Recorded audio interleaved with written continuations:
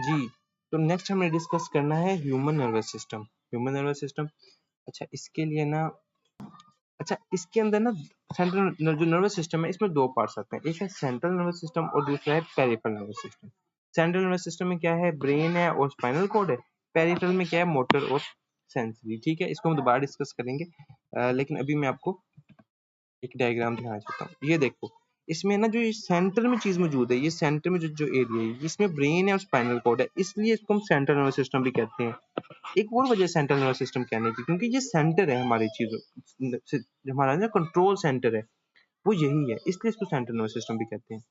अच्छा, और दूसरा जो पेरिफेरी में जो साइड्स पे है हमारा, टांगों में, हाथों में, मतलब जो भी चीजें सेंट्रल नर्वस सिस्टम से बाहर निकल रही हैं या उसके अंदर जा रही हैं, वो सारी जो चीजें हैं ना, ये वो है पेरिफेरल नर्वस सिस्टम।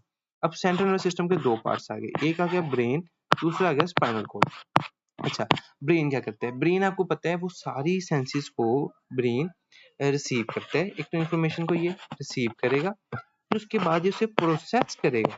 प्रोसेस मतलब उसको ना देखेगा किस टाइप की इंफॉर्मेशन है, फिर उसके बाद ये एक्शन के लिए कोई एक्शन जनरेट करवाएगा, जो भी इसने करवाना है। ठीक है, वो एक्शन जनरेट करेगा, तो सारा इसका काम है। उसके अलावा ब्रेन का और क्या काम है, ये इमोशंस जनरेट करवाते हैं। हमारे कभी खुशी होती है, कभी गम होता है, ठीक है, वो सारा इमोशंस ब्रेन में जनरेट होता है। इसी तरह मेमोरी हमारी जो है वो भी ब्रेन स्टोर करते हैं। तो ये सारे क्या, उसी तरह जो ख्यालात, जो हमारे थॉट्स हैं, उनको भी ब्रेन ही जनरेट करता है। तो ये सारे ब्रेन के फंक्शन है। फिर आती है स्पाइनल कॉर्ड। स्पाइनल कॉर्ड क्या करती है, अच्छा देखो, स्पाइनल कॉर्ड के ना दो काम है। एक काम ये है कि ये एक तरह से ना रनवे के तौर पे एक्ट करते हैं। किस तरह एक्ट करते हैं, रनवे। तो मतलब आप देख सकते हो कि ये रास्ता है, ये सेंसरी इंफॉर्मेशन को ऊपर ब्रेन तक लेके जाने के लिए, और ब्रेन से फिर मोटर जो सिग्नल्स है उनको लेके आने के लिए। देखो, एक तरीका तो ये था कि आपके जो जो जहां से भी कहीं न्यूरॉन स्टार्ट हो रहा है ना, वो जाता जाके अपना अपनी इंफॉर्मेशन डायरेक्ट ब्रेन को जाके देख जाता है। ठीक है, लेकिन अगर ऐसा होता ना, तो इस तरह बड़ा ही खराब सा नेटवर्क बन जाता।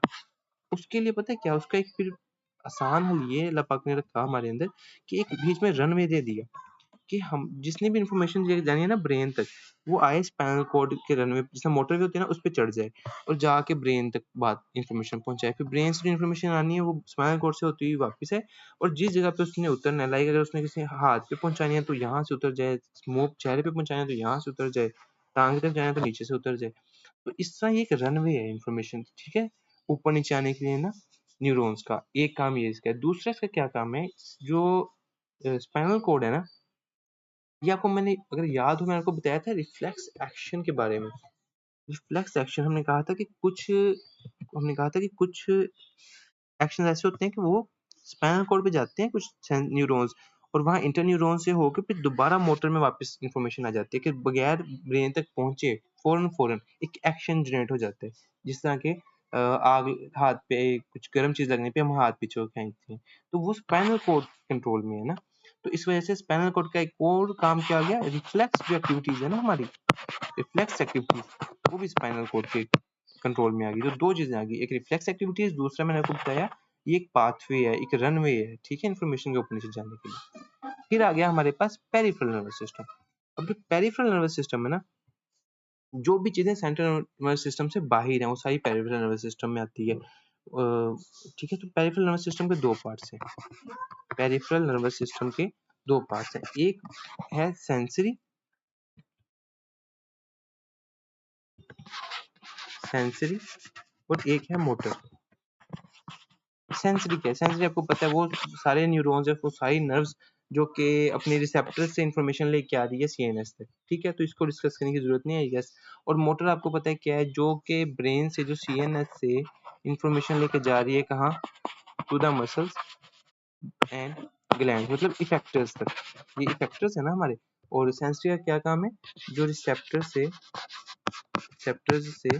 कहाँ लेके जा रही है, सीएनएस तक।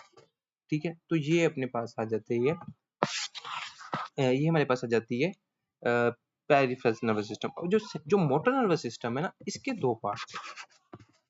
कैसे दो पार्ट्स, देखो, अगर मैं आपको कहूँ, मोटर मोटर तो पता है ना क्या है, वो जो मसल्स को कंट्रोल करेगा और ग्लैंड्स को कंट्रोल करेगा। अच्छा, मैं आपको कहता हूँ यार अपना हाथ ऊपर करो, आप कर लोगे। मैं कहूँगा अपने जो बाइसेप्स है डोला बनाओ, आप बना लोगे। मैं कहूँगा अपने लाइक मुंह खोलो, जुबान बाहर निकालो, ठीक है, टांग चल के दिखाओ, दौड़ के दिखाओ। ये सारे वो काम है जो आपके कंट्रोल में है। ये सारे वो मसल्स है जिनको आप कंट्रोल कर सकते हो।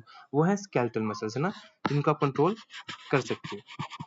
हमारी बॉडी में ना और भी मसल्स होते हैं। एक होते हैं स्मूथ मसल, स्मूथ मसल, और हम कार्डियक मसल्स।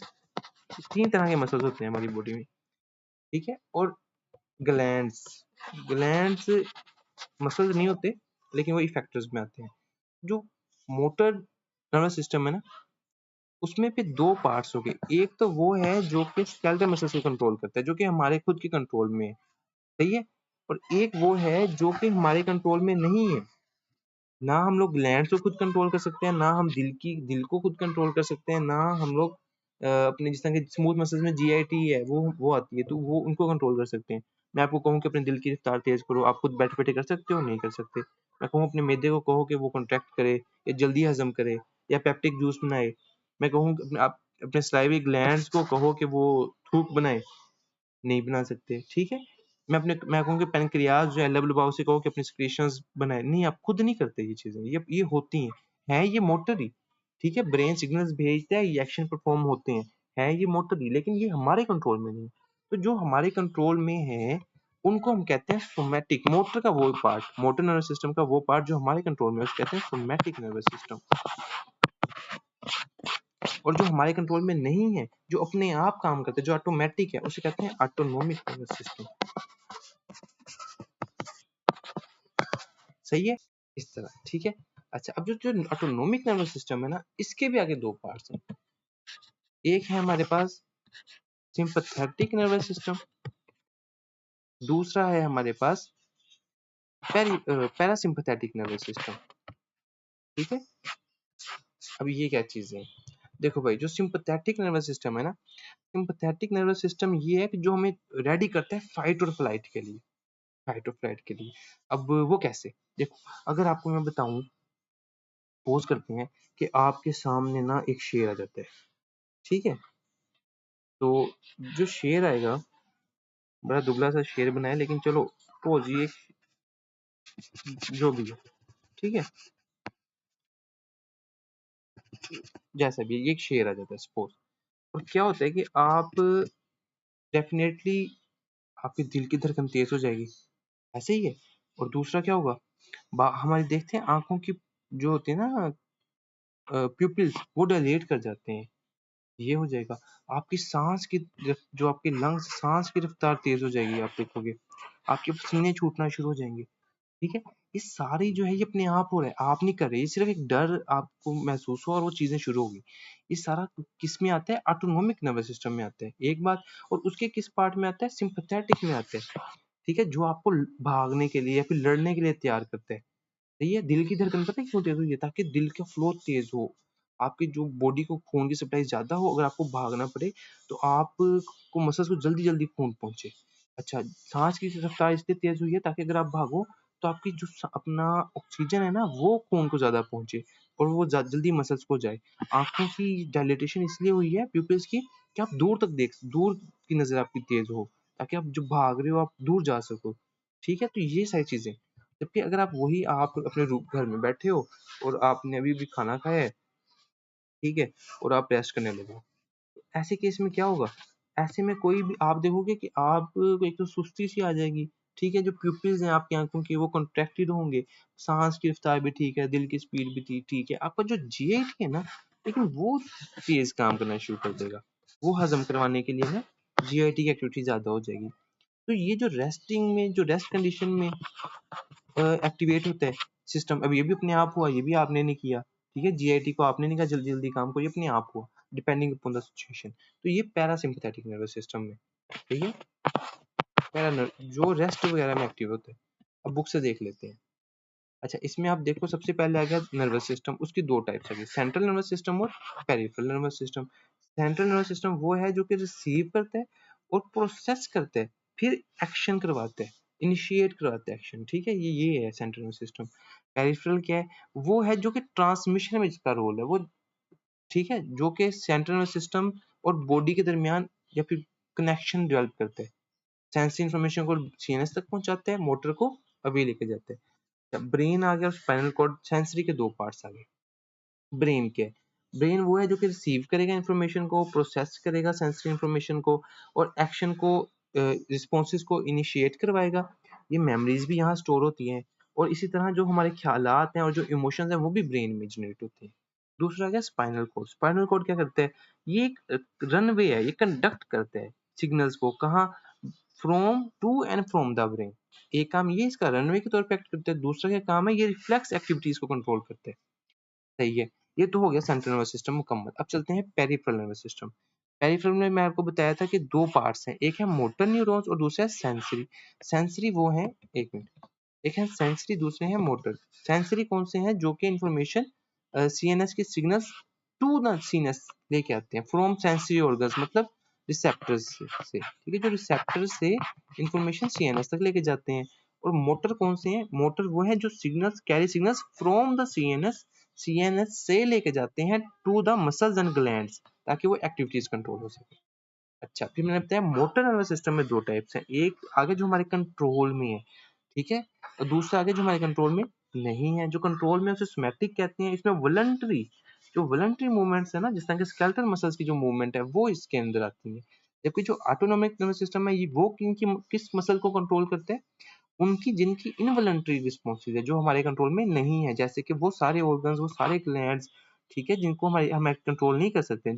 और स्मूथ मसल्स भी, जीआईटी में भी स्मूथ मसल है, आपको पता है, ठीक है, ग्लैंड्स में भी स्मूथ मसल होते हैं, इन सबको कंट्रोल करते हैं। फिर जो हमने ऑटोनोमिक नर्वस सिस्टम है ना, इसमें भी आगे दो पार्ट्स हैं, एक है सिंपैथेटिक डिवीजन, एक है पैरासिम्पैथेटिक नर्वस सिस्टम। सिंपैथेटिक और पैरासिम्पैथेटिक। सिंपैथेटिक क्या करता है, जो आपको लड़ने के लिए, फाइट और फ्लाइट के लिए तैयार करता है, जो शेर आने पे या खौफ की सूरत में, या फिर जब आपकी रेस लगी हो कहीं, तब तब एक्टिव होता है, ठीक है। और जो पैरासिम्पैथेटिक है वो कब एक्टिवेट करते हैं, जब आप रेस्ट कर रहे हो, रूमिनेशन। रूमिनेशन का मतलब होता है जो चुगाली नहीं करते, जैसे कि जानवर है वो अपना जो गायें जो होती हैं वो चबा रही होती है अपनी ना, एक तो चुगाली, उसके ख्याल उसमें भी आता है। दूसरा रूमिनेशन का मतलब होता है कि गौर फिक्र करना, कहीं आप बैठे हो सुकून से, आप ऐसे सोच रहे हो, ठीक है, कोई ख्यालात में गुम हो तो गौर फिक्र में सुकून से बैठे हो, तो ये भी उस टाइम भी आप जब सुकून में होते हो, तब ये वाला सिंपैथेटिक पैरासिम्पैथेटिक सिस्टम एक्टिव होता है। तो यहाँ तक हमारा ये हो गया टेबल। अब हम ना एक एक करके सबको डिस्कस करेंगे।